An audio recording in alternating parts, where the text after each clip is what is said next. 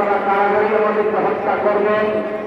শুকরিয়া আদায় করে আল্লাহ মুক্ত করেছেন, তাই আর প্রথমেই স্মরণ করি ছাত্র জনতার রক্ত এবং ঘামে আল্লাহকে ফেরাউনকে ব্যক্তিগত সাহায্য করতে শুকরিয়া আলহামদুলিল্লাহ।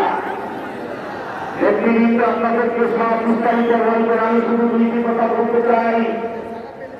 একটি হল আমাদের প্রধান উপদেষ্টা ডক্টর ইউনূস সাহেব, দুনিয়া তো আপনার ব্যক্তিত্ব রয়েছে, আপনি প্রথম প্রমাণ দিন ওই খুনি হাসিনাকে আপনার ব্যক্তিত্ব কাটিয়ে দেশে এনে বিচার আওতায় আনো। খুনি হাসিনাকে যত তাড়াতাড়ি দেশে আনতে পারবে, হাসিনাকে তত আপনি গ্রহণযোগ্য হবে।